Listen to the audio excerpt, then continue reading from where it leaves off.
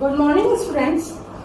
आज हम सर्वनाम के बारे में जानेंगे। सर्वनाम क्या है?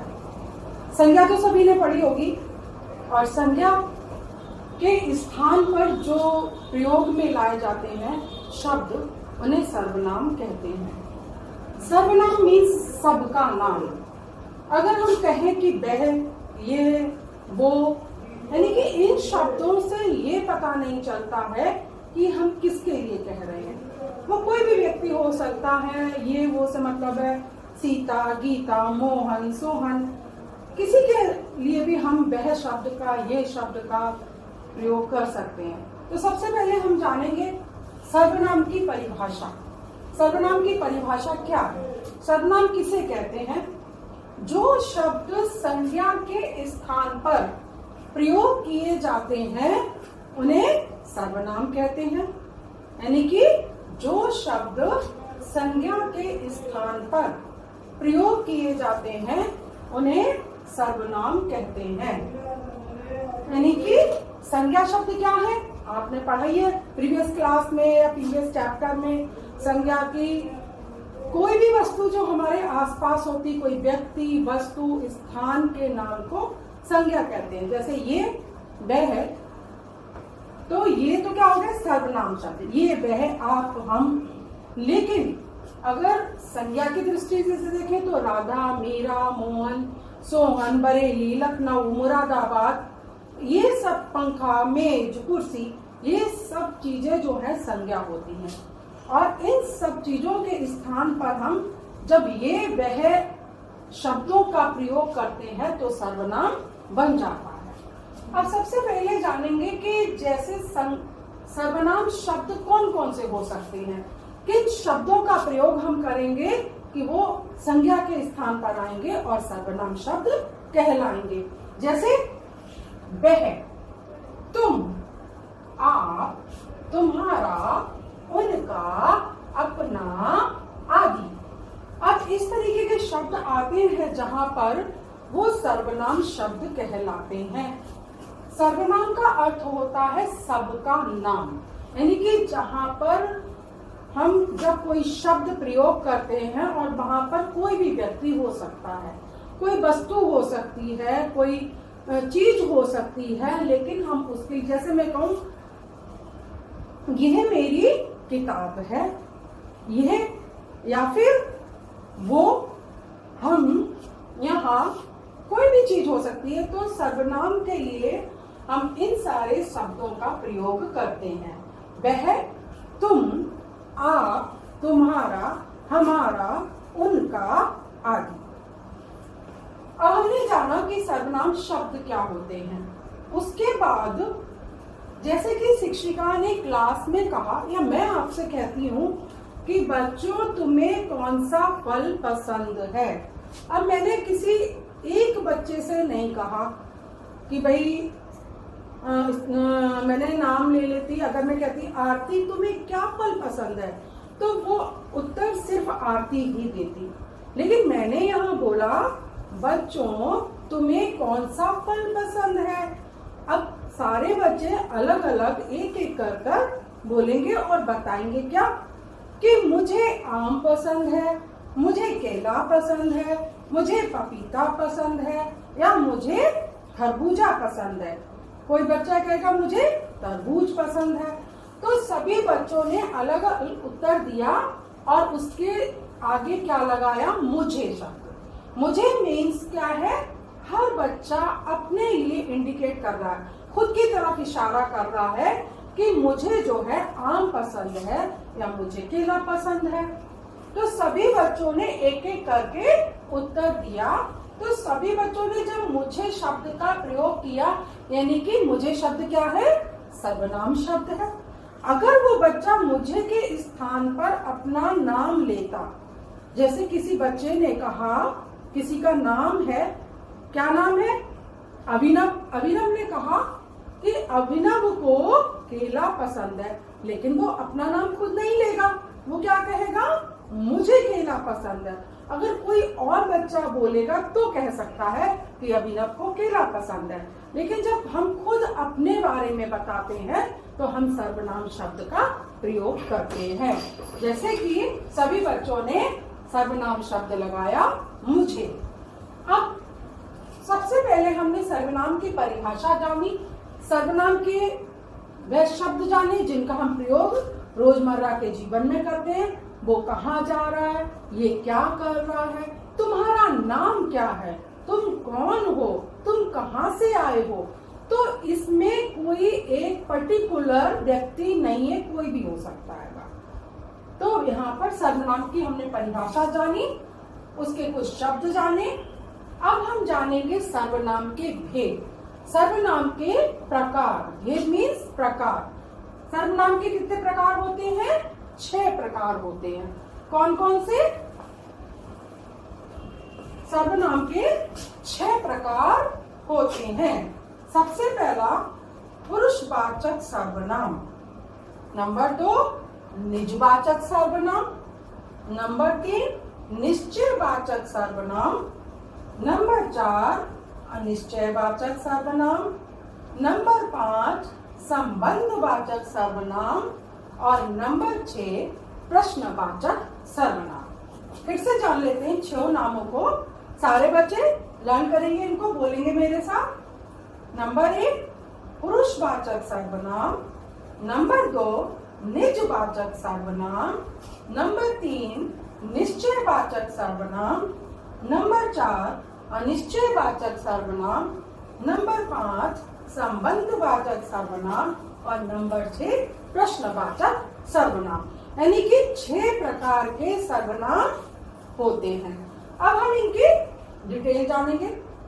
ओके, तो अभी हमने सबसे पहले जाने सर्वनाम की परिभाषा और सर्वनाम के प्रकार। अब सबसे पहला हम सर्वनाम का जो प्रकार है वो क्या है? पुरुषवाचक सर्वनाम। इसके बारे में जानेंगे। पुरुषवाचक सर्वनाम की क्या विशेषता होती है कि जिसे हम पुरुषवाचक सर्वनाम कहते हैं। अब पुरुषवाचक सर्वनाम के भी 3 भेद होते हैं। कौन कौन से होंगे? उत्तम पुरुष, मध्यम पुरुष, अन्य पुरुष। यानी कि 3 प्रकार हैं पुरुषवाचक सर्वनाम के।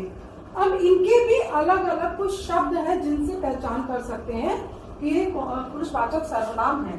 सबसे पहला है उत्तम पुरुष। उत्तम पुरुष की पहचान करने के लिए हमें किन शब्दों के बारे में जानना होगा? जहाँ पर उत्तम पुरुष होगा वहां पर शब्द आएंगे मैं, हम, हमारा, मेरा। यानी कि मैंने कहा मैं आज क्लास पढ़ाऊंगी, तो जब मैंने वाक्य बनाया तो मैं शब्द का प्रयोग किया।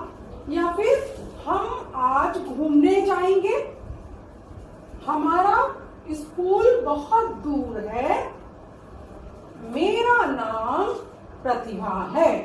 तो इस तरीके से जब हमने इन शब्दों का प्रयोग किया तो क्या बन गया? उत्तम पुरुष बन गया। क्योंकि यहाँ पर हमने जो शब्द प्रयोग में करे हैं सर्वनाम वाचक, उनसे किसी के नाम का पता नहीं चल रहा। सिर्फ क्या बोल रहे हैं? मैं, हम, हमारा और मेरा। तो इन शब्दों के द्वारा क्या बना? उत्तम पुरुष। अब आता है मध्यम पुरुष। जब मध्यम पुरुष सर्वनाम बनाएंगे तो कौन से शब्द प्रयोग में लाए जाते हैं? तुम, तुम्हारी, आपका और तू। यानी कि यहाँ पर हम किसी और के लिए शब्दों का प्रयोग कर रहे हैं। उत्तम पुरुष में तो हमने खुद के बारे में बताया, खुद के बारे में जो शब्द प्रयोग करे, जैसे मैं, मेरा, हमारा और हम। तो ये शब्द तो हमारे खुद के लिए थे, तो बन गया उत्तम पुरुष। अब मध्यम पुरुष में हमने किसी और के बारे में बताया। तुम कैसे हो? तुम्हारी मम्मी क्या कर रही है? आपका नाम क्या है? आपका घर कहाँ है? तू किससे बुला रहा है? तो जब इस तरीके के शब्दों का प्रयोग करा तो मध्यम पुरुष बन गया। तीसरा आता है अन्य पुरुष। अन्य माने किसी तीसरे व्यक्ति के लिए। पहले हमने खुद के लिए, फिर दूसरे सामने वाले के लिए और फिर अन्य पुरुष में किसी थर्ड पर्सन के लिए हमने शब्दों का प्रयोग किया। कैसे करा? उसकी, वह, उन्होंने, उसे। अब यहाँ पे देखो, हमने ना तो अपने लिए बोला, ना सामने वाले व्यक्ति के लिए बोला, हमने किसी थर्ड पर्सन व्यक्ति के बारे में बात की कि उसकी आज शादी है, वह खाना बना रही है। अब ना तो वो मैं हूं ना तुम हो, वो कौन है? कोई तीसरा व्यक्ति है। जहां तीसरे व्यक्ति की बात होती है वहां पर अन्य पुरुष होता है। उन्होंने आज मेरा सारा काम कर दिया, उसे बाजार जाने दो, उसकी मम्मी बहुत कैसी है? बीमार है। तो इस तरीके से जब हमने किसी तीसरे व्यक्ति के बारे में बात की तो अन्य पुरुष, अन्य माने कोई अन्य व्यक्ति, तीसरा व्यक्ति। अब देखो नंबर 2 पे क्या आता है? निजवाचक सर्वनाम। निज शब्द से पता चलता है खुद के बारे में बात करना, अपने बारे में बात करना, यानी कि पर्सनल। निजवाचक, निज का मतलब होता है स्वयं, अपना, हमारा। निजवाचक सर्वनाम माने स्वयं, अपना, आप, खुद। मैं स्वयं अपना कार्य करती हूँ, यानी कि मैंने अपना काम खुद किया। अपने, मेरे अपने लोग बहुत अच्छे हैं। या आप कैसे हो? या आप कहाँ जा रहे हो? मैं खुद आज कहाँ गई? मैं आज खुद स्कूल गई। तो इस तरीके के जहां पर वाक्यों में शब्दों का प्रयोग होता है वहां पर निजवाचक सर्वनाम होता है। निज मीन्स होता है अपना, खुद का, स्वयं का। फिर आता है नंबर 3 निश्चयवाचक सर्वनाम। निश्चय का मतलब होता है जहां पर कोई चीज डिसाइडेड होती है, पता है कि ये बात जो है बिल्कुल सही है, एकदम से परफेक्ट है। निश्चय यानी कि ये, वह, इसमें, यह, उनमें, जहां ये शब्द आते हैं वहां निश्चयवाचक सर्वनाम होता है। अब इससे बातें बना लेते हैं।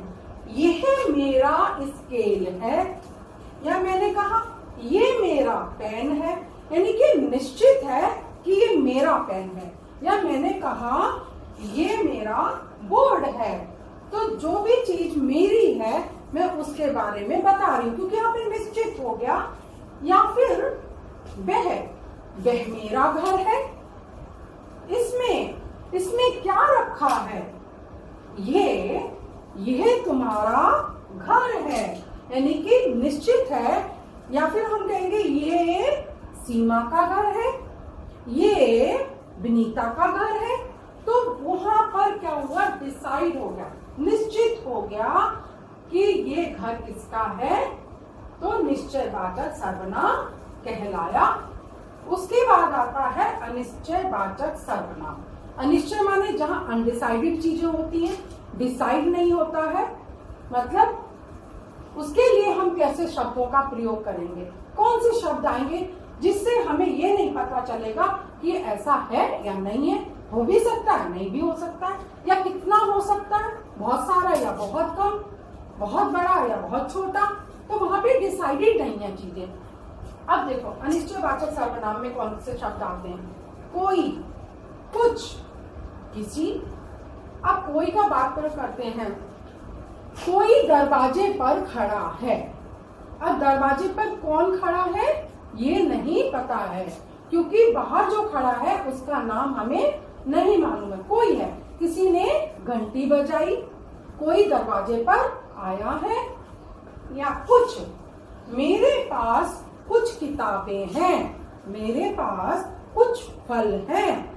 अब कुछ फल है माने कितने फल हो सकते हैं? बहुत सारे भी हो सकते हैं, ज्यादा भी हो सकते हैं, कम भी हो सकते हैं। और फलों के नाम भी बहुत सारे हो सकते हैं, आम, केला, अंगूर, सेब, या फिर एक फल भी हो सकता है।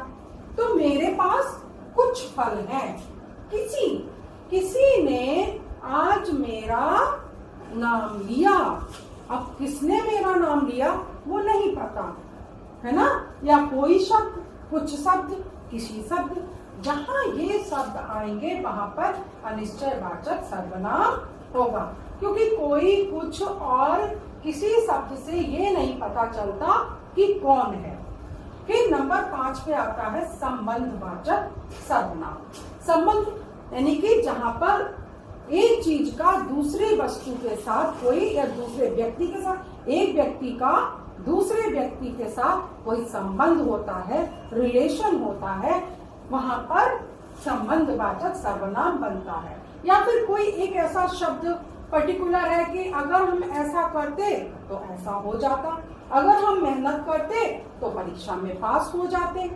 तो आपस में दोनों चीजें जुड़ी हुई हैं। अगर मेहनत की होती तो परीक्षा में पास हो जाते, यानी कि दोनों चीजों का संबंध है। अगर हम सुबह उठते तो सूरज के दर्शन करते, तो सूरज का संबंध किससे है? उठने से है। तो दोनों चीजों का संबंध है। जो परिश्रम करेगा वह सफल होगा, जो परिश्रम करेगा वह सफल होगा, क्योंकि परिश्रम करने वाले ही हमेशा सफलता प्राप्त करते हैं। या फिर जैसा बोओगे वैसा काटोगे, ये वाली कहावत तो सभी ने सुनी होगी, जैसा बोओगे वैसा काटोगे। या जिसका और उसका, जिसका नाम मोहन है उसका बहुत बड़ा घर है। तो जहां पर क्योंकि जहां पर अब जिसका शब्द हमने मोहन के साथ लिया कि मोहन का घर बहुत बड़ा, जिसका नाम मोहन है यानी कि जो मोहन है उसका घर बहुत बड़ा है। तो मोहन के घर का संबंध किससे जुड़ गया? मोहन के साथ, जिसका के साथ। तो जहां हम दो शब्दों में आपस में संबंध जोड़ते हैं वहां पर संबंधवाचक सर्वनाम बन जाता है। फिर अगला आता है नंबर 6 प्रश्नवाचक सर्वनाम। प्रश्नवाचक माने सभी बच्चे जानती हैं कि जब हम किसी से कोई क्वेश्चन करते हैं कैसे शब्द आते हैं वहां पर? कौन, क्या, कैसे, किसने, कहाँ, इस तरीके के शब्द जहां पर आए वहां पर प्रश्नवाचक सर्वनाम बनता है। ये पहचान होती है प्रश्नवाचक की। अब इसके लिए वाक्य प्रयोग बहुत इजी है। तुम्हारा नाम क्या है? तुम कहाँ जा रहे हो? तुम कौन सी कक्षा में पढ़ते हो? तुमने आज अपना काम किया कि नहीं किया? आज तुम किसके घर गए थे? तो ये सारे क्वेश्चन कैसे हैं? प्रश्नवाचक सर्वनाम।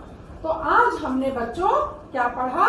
सर्वनाम के बारे में, कि सर्वनाम की परिभाषा जानी, उसके बाद हमने सर्वनाम के भेद जाने और उन भेदों के बारे में पूरी जानकारी प्राप्त की कि हमें उनकी पहचान कैसे करनी चाहिए।